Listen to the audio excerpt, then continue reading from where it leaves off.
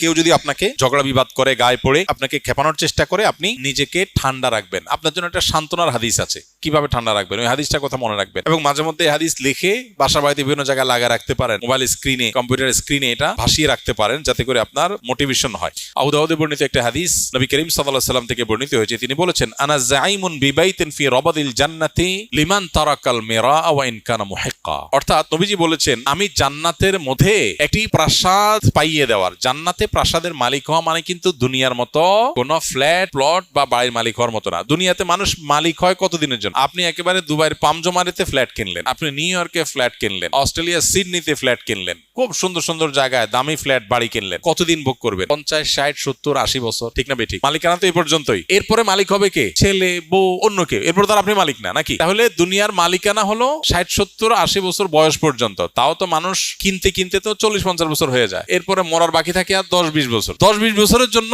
ফ্ল্যাটের মালিক হয়, তাতেই কি ভাবসাব। আর জান্নাতের যদি কেউ ফ্ল্যাট আর অট্টালিকার মালিক হয়, সেটা কতদিনের জন্য হবে? অনন্তকালের জন্য, যার কোনো শেষ নাই, যার কোনো সীমা নাই, কখনো শেষ হবে না। সুবহানাল্লাহ। নবীজি বলেছেন, আমি ওই ব্যক্তির জন্য জান্নাতের মধ্যখানে প্রাসাদ আল্লাহর কাছ থেকে পাইয়ে দেওয়ার দায়িত্ব নিলাম। আমি গ্যারান্টি দিচ্ছি, আল্লাহর কাছ থেকে আমি তাকে জান্নাত পাইয়ে দিব।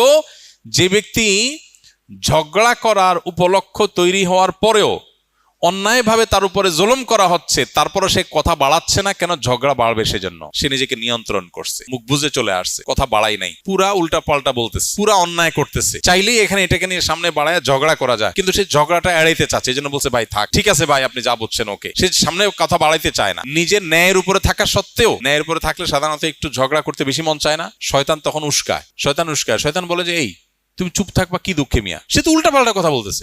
আরে এসব উল্টা কথা মানা যায় নাকি? ঝগড়া করার পর কেউ জিজ্ঞেস করে, ভাই এত চেঁচাচেঁতি করলেন কেন? আরে ভাই কি উল্টা পাল্টা কথা শুনেন না, মাথা ঠিক থাকে। শয়তান যুক্তি দেখায় না। কিন্তু ইমানদার, বুদ্ধিমান ইমানদার, যে ওই যে জান্নাতে আল্লাহ নবীর দায়িত্ব নেওয়া প্রাসাদের মালিক হতে চায়, সে কি করবে?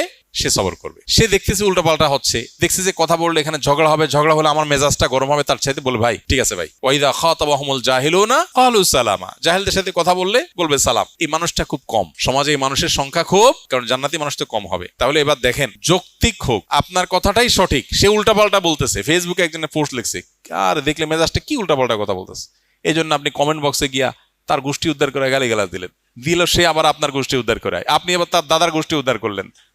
এভাবে আস্তে আস্তে সামনে বাড়তে থাকলো। বুদ্ধিমানের কাজ, সম্ভব হলে যৌক্তিকভাবে পারলে তাকে বুঝালাম, আর যদি মনে হয় বুঝাতে গিয়ে উল্টা বরং আমারই মেজাজ গরম হবে একটু পর, তার চাইতে ভালো বলবো, ভাই ঠিক আছে, আপনারটা নিয়ে আপনি থাকেন, মুস্কি হাসি দিয়ে চলে আসবো।